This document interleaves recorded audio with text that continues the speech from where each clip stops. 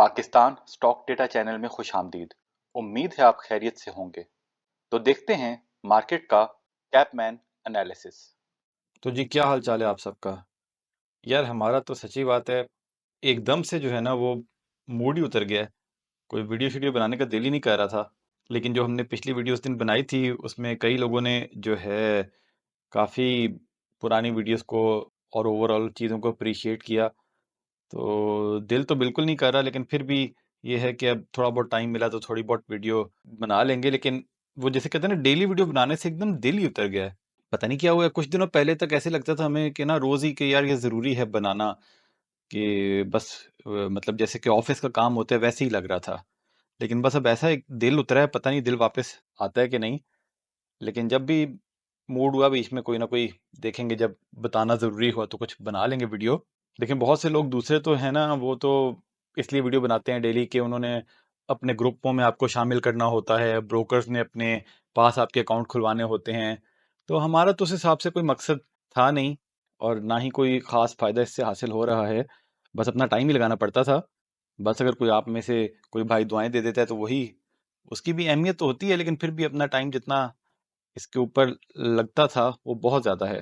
तो देखें, अगर मूड दोबारा से बहाल हुआ तो बनाएंगे, वरना अभी इस टाइम पे हो सकता है वीडियो बनानी बंद ना हो, लेकिन शायद अभी वो डेली वीडियोस वाला सिलसिला थोड़ा सा वो अभी कोई इतना लग नहीं रहा कि अभी वो बहाल होगा। तो जब मौका मिलेगा तो ये भी हो सकता है कि हम अपने पास 2-3 वीडियोस रिकॉर्ड कर लें एक ही टाइम पे, और फिर उसको वक्फे वक्फे से चलाएं। लेकिन फॉर द टाइम बिंग यही है कि हम देख लेते हैं। और हकीकत बताएं तो हमारा अब जो है ना, मार्केट को भी उस तरीके से ना वो थोड़ा तंग आ गए हैं यार, कि वो डेली बेसिस पे ना बस हर टाइम पे फॉलो करते रहो। उस चीज से भी थोड़ा दिमाग जो है ना वो उकता जाता है। अभी पिछले कुछ दिनों से हम मार्केट को जो है ना उस तरीके से रेगुलर, मतलब कि पल पल की खबर उतना ज्यादा फॉलो नहीं कर रहे, देख रहे हैं साथ साथ। जाहिर बात है, वो ब्रेड एंड बटर है। लेकिन थोड़ा सा अपने आप को मतलब उधर से ना रिलैक्स भी कर रहे हैं हम। और आहिस्ता आहिस्ता हम थोड़ी सी ना लॉन्ग टर्म की पोजीशन बनाने की तरफ आ रहे हैं, कि शॉर्ट टर्म ट्रेड्स में कम ही किया जाए। तो पिछले 3 दिनों में वैसे कोई खास हलचल हुई भी नहीं है मार्केट में, ऊपर नीचे तो होते रहे हैं, लेकिन कोई ज्यादा नहीं सिलसिला चल रहा। और आज खास तौर पे गेम डाली कि वो पता नहीं वहां पे सेनेट में वो खबर आ गई कि जी उन्होंने करारदाद पेश कर दी है इलेक्शन, हालांकि उसका कोई सिर पैर ही नहीं है, ना ही उसकी कोई अहमियत है। और बाद में हमें पता लगा कि वहां पे एक तो वैसे भी सेनेट की वो उसकी करारदाद की कोई अहमियत नहीं होती, और दूसरी बात यह है कि वहां पे हमने सुना है को पता नहीं 10-12 लोग सिर्फ आए हुए थे उस दिन। ये लोग जाते भी तो नहीं है ना सेनेट की मीटिंग में। सिर्फ 10-12 लोग थे और उन्होंने मंजूर कर ली, तो इसका ये मतलब थोड़ी हुआ कि सबने मंजूर कर ली। लेकिन फिर मतलब लॉफुली शायद वो हो, लेकिन ये कोई तरीका तो ना ना हुआ। वैसे भी उसकी कोई लीगल हैसियत भी नहीं है, लेकिन उसको बहाना बना के बस इन्होंने सेकंड हाफ में मार्केट को गिराया। लेकिन हमें तो समझ आ गई थी उस टाइम पे, और हमने नीचे जब आए थोड़ा सा बाइंग नीचे ऊपर करते हमने थोड़ा सा उस टाइम पे, और उस टाइम पे एकदम सेलिंग आई, तो शायद कुछ लोगों ने अपना माल बेच दिया और हमने तो बिल्कुल नहीं बेचा, और मार्केट वापस थोड़ा सा रिकवर भी कर गई। बहरहाल ये फनकारियां तो चलती रहेंगी। और कुछ सुप्रीम कोर्ट का फैसले के इंतजार में भी जो है ये कुछ ऐसा ही चल रहा है। अब अगर वो सुप्रीम कोर्ट ने अगर वो ताहयात नाअहली खत्म कर दी तो हमें लगता है मार्केट उसको पॉजिटिव लेगी, क्योंकि हमारे मुताबिक मार्केट को चलाने वाले ही वो लोग हैं जो पीटीआई की अपोजिंग पार्टीज में हैं। और कुछ लोग अपने एनालिसिस में कहते हैं कि जी इमरान खान के खिलाफ जब भी फैसला आता है तो मार्केट उसको सेलिब्रेट करती है। मतलब बेवकूफ लोग हैं, इतने जहालत वाली बातें करते हैं। मतलब मार्केट का इमरान खान से क्या लेना देना है? मार्केट को थोड़ी पता होगा कि इमरान खान क्या चीज है या इमरान खान क्या चीज नहीं है।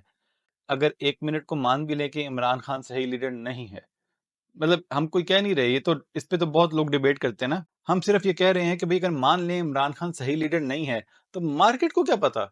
असल में तो बात यही है, जो अकल की बात है, कि जो मार्केट को चलाने वाले हैं वो इमरान खान के हक में नहीं है।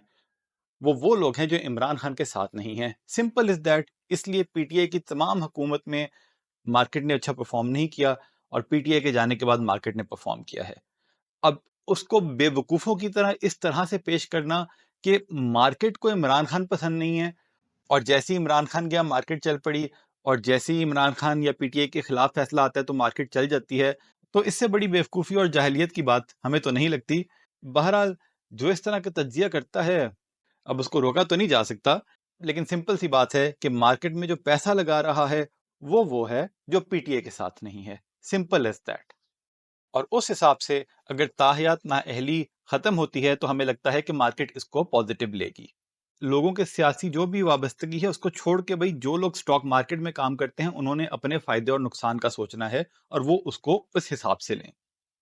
तो इवन अगर स्टॉक मार्केट के कुछ इन्वेस्टर्स पीटीआई के सपोर्टर्स हैं, लेकिन उनके ख्याल में भी पीटीआई के हट जाने से अगर मार्केट अच्छा परफॉर्म करेगी तो वो मार्केट में इन्वेस्ट करें।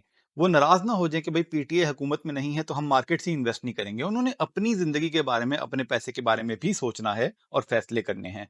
तो उस हिसाब से जब आप मार्केट को देखें तो फिर आप इन्वेस्टर बन के देखें, फिर आप कोई पॉलिटिकल एफिलिएशन को लेके मत देखें। आगे बढ़ने से पहले बताते चलें, हम कोई बाय सेल कॉल नहीं देते, सिर्फ फंडामेंटल एनालिसिस करते हैं। फैसला सबने खुद करना है, क्योंकि मुनाफे में मौज अपनी अपनी और नुकसान में दौड़ अपनी अपनी। तो जी पिछले 2-3 दिनों में कुछ शुगर कंपनीज के रिजल्ट्स आए हैं, तो उनको हम देख लेते हैं। सबसे पहले देखें जी तो है जी फारान शुगर मिल्स। अब जी फारान शुगर मिल्स ने ₹2.5 का डिविडेंड दिया। इनके रिजल्ट तो 49 रुपीज़ आया। रिजल्ट तो काफ़ी अच्छा है, लेकिन डिविडेंड कोई ख़ास नहीं दिया। इसको वैसे देख लेते हैं। अगर इसके पिछले सालों के फाइनेंशियल्स देखें तो देखें 22 में कोई ख़ास परफॉर्मेंस नहीं थी और पहले लॉसेस में थे, तो क्योंकि कमाई कोई ख़ास थी नहीं इसलिए शायद इन्होंने डिविडेंड कोई ख़ास नहीं दिया। और क्वार्टरली रिजल्ट्स को देखें तो 27, तो Q4 में ही तकरीबन 20 रुपए की ईपीएस आई है। और पे आउट को भी देखें तो अभी लास्ट पे आउट इन्होंने 2019 में दिया था। तो उस हिसाब से हमारा भी इसमें कोई ज़्यादा इंटरेस्ट नहीं है, लेकिन प्राइस प्राइस अर्निंग देखें तो तकरीबन 2 से कम बन रही है। डिविडेंड यील्ड अच्छी नहीं है। और बुक वैल्यू देखें तो बुक वैल्यू भी 100 है। तो ठीक है। तो लॉन्ग टर्म में आप अगर चाहें तो आप इसको रख सकते हैं। अगर शुगर सेक्टर का यहाँ से ग्राफ जो है मेंटेन भी रहता है अगले आने वाले सालों में, तो उस हिसाब से देखा जा सकता है। लेकिन डिविडेंड यील्ड इतनी अच्छी नहीं है तो हमारी प्रेफरेंस नहीं है। अब देखें जी JDW शुगर, ये जी 450 रुपीज़ पे है। आज इसको अपर कैप लगा। इसके रिजल्ट्स को देख लें अगर, तो इन्होंने जी दिया 15 रुपीज़ का डिविडेंड और पहले 25 का दे चुके हैं। 40 रुपए का पूरा डिविडेंड दिया।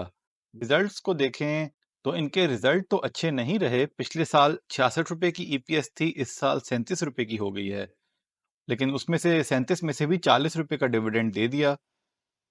अब डिविडेंड ज़्यादा दिया है तो देखें इसकी प्राइस ऊपर है और फरहान शुगर की ईपीएस इससे बेहतर आई है, लेकिन उस हिसाब से वो काफ़ी नीचे है। तो ये तो पता नहीं चलता कि कौन सा शेयर कहाँ पे चला जाए। इसकी बुक वैल्यू देखें तो इसकी बुक वैल्यू 280 रुपए पे है। इन्होंने आई थिंक पिछले साल कुछ शेयर्स बायबैक भी किए थे। तो फाइनेंशियल्स को देखें तो फाइनेंशियल्स तो इनके डिक्लाइन हो रहे हैं। हालांकि शेयर्स बायबैक करने के बाद तो फाइनेंशियल्स बेहतर होने चाहिए थे। और अगर Q4 में देखें तो Q4 की ईपीएस है जी 13 रुपए। तो कोई इतनी खातिर खा परफॉर्मेंस तो नहीं है। 40 रुपए डिविडेंड के हिसाब से डिविडेंड यील्ड भी 10% बनेगी। उसके अलावा जो प्राइस अर्निंग है वो इनकी 10 से भी ऊपर है। असल में फ्री फ्लोट बहुत कम है, उसकी वजह से फिर इसकी प्राइस ऊपर ही रहती है। और बुक वैल्यू से भी ऊपर है तो कोई हमारा इतना इंटरेस्ट नहीं है। इसकी कोई मटेरियल इंफॉर्मेशन भी आई थी, उसकी वजह से भी शायद इसमें पॉजिटिविटी रही। अच्छा, बोर्ड ने रिजॉल्व किया है टू सेटअप एथेनॉल डिवीजन। तो ये एथेनॉल बनाने का या उसको एक्सपेंड करने का प्रोजेक्ट बनाएंगे जो 25 में जाके कंप्लीट होगा। इस खबर पे उसको अपर कैप लग गया। तो लॉन्ग टर्म में बेनिफिशियल हो सकता है, हमें नहीं पता कितना होगा, लेकिन इस प्राइस पे ये शेयर हमें तो बिल्कुल नहीं सही लग रहा। फिर है जी आदम शुगर मिल्स, आदम्स। इसका जो है अगर देखें तो इन्होंने 3.5 रुपए का डिविडेंड दिया और इंटरिम पे 1.5 रुपए का दे चुके हैं, तो 5 रुपए का डिविडेंड दिया। और ईपीएस इसकी पिछले साल से कम हुई है 5.86, और उसमें से 5 रुपए दे दिया।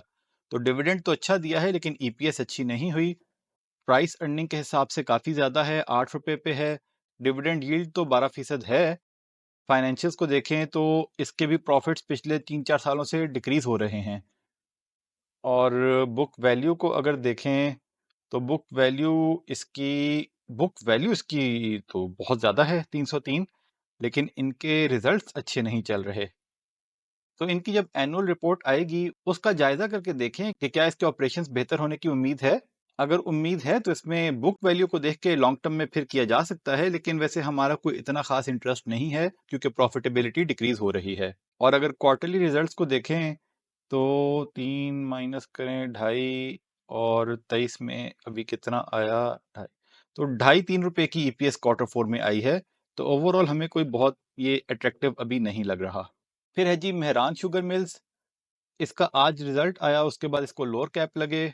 वैसे अगर पिछले कुछ दिनों में देखें तो इसको कुछ अपर कैप्स भी लगे थे, लेकिन रिजल्ट एक्सपेक्टेशंस के मुताबिक शायद नहीं आया। रिजल्ट पहले देख लेते हैं। इन्होंने 3 रुपए का डिविडेंड दिया, उससे पहले 4.5 रुपए का डिविडेंड भी दे चुके हैं, तो डिविडेंड ओवरऑल तो 7.5 रुपए का आया है और 10% बोनस भी दिया। तो हम ये इंटरिम पे दे चुके हैं, अभी सिर्फ 3 रुपए का दिया डिविडेंड, फाइनल डिविडेंड। तो अभी हम असेसमेंट करने के लिए डिविडेंड बोनस को इग्नोर करते हैं। हम यही समझते हैं कि इसने साल में 7.5 रुपए का डिविडेंड दिया। ईपीएस आई 20 रुपए। ईपीएस के हिसाब से प्राइस अर्निंग मतलब ठीक है, इतनी बुरी नहीं है, लेकिन बाकी शुगर सेक्टर की कंपनीज की प्राइस अर्निंग इससे बेहतर है। डिविडेंड यील्ड को देखें तो तकरीबन 11% बन रही है, तो वो भी इट्स ओके। और अगर बुक वैल्यू को देखें तो इसकी बुक वैल्यू है 50 रुपए। और अगर हम एक दफ़ा क्वार्टरली रिजल्ट्स को भी देखें पिछले साल से बेहतर हुए हैं रिजल्ट, 21 में अच्छे नहीं थे, बेहतरी तो आ रही है, लेकिन 9, 13 और Q4 में इतने अच्छे रिजल्ट्स नहीं आए। मतलब Q3 के मुकाबले में Q4 में ज़्यादा अच्छे नहीं हुए। तो हमें नहीं लगता कि इसमें कोई बहुत ज़्यादा यहाँ पे अट्रैक्शन है हमारे लिए। ओके, उसके बाद है जी शाहताज शुगर मिल्स। इसका रिजल्ट आया तो इसको काफ़ी कैप्स लगे हैं। उसके बाद इसका रिजल्ट पहले देख लेते हैं।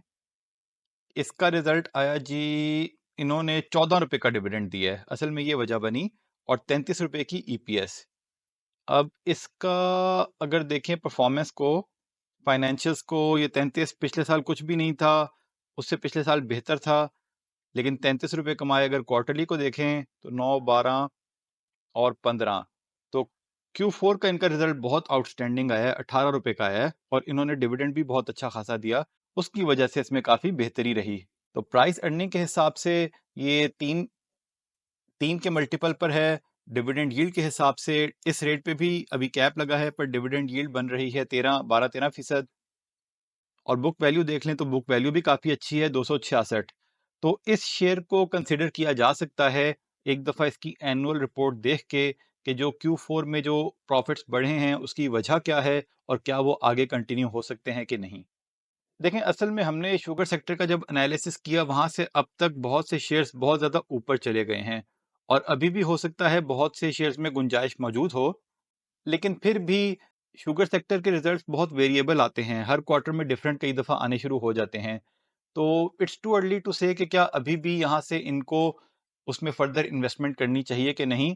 बहरहाल हमने तो काफ़ी सारे शेयर्स जो थोड़े बहुत लिए हुए थे वो हमने बेच दिए हैं, और हमने मेन होल्डिंग रखी थी शाह मुराद में ही, और वो हमने उसमें से भी काफ़ी सारा बेच दिया है, लेकिन एक रीजनेबल क्वांटिटी अभी भी रखी हुई है। और इस वक्त हमारे पास शुगर सेक्टर का और कोई शेयर नहीं है। और बाकी फिर यही है कि हम with the passage of time Aahista Aahista जब उनके अगले क्वार्टर्स के रिजल्ट्स आएंगे तो फिर ही देखेंगे कि अब हमें किसी और में पोजीशन बनानी चाहिए कि नहीं। क्योंकि इट्स टू अर्ली टू से कि जिन कंपनीज की परफॉर्मेंस Q4 में अच्छी रही है, अब क्या ये अगले साल भी उसी तरह रहेगी कि नहीं। आहिस्ता आहिस्ता Q1 और Q2 में पता लगेगा कि इनकी प्रोडक्शन कितनी हो रही है, इनकी कॉस्ट तो नहीं बढ़ रही, क्योंकि गन्ने की कीमतें भी ज़्यादा हो गई हैं, और शुगर की प्राइसेस अगर मार्केट में वो नीचे आ जाती हैं तो वो भी इनको उल्टा इम्पैक्ट कर सकती है। वो प्राइस ऊपर होंगी तो इनके लिए बेहतर होगा, एक्सपोर्ट की इजाज़त मिल गई तो ज़्यादा अच्छा होगा। लेकिन इस पे अभी फर्दर एनालिसिस वो क्वार्टरली बेसिस पे हमें इसको देखना पड़ेगा।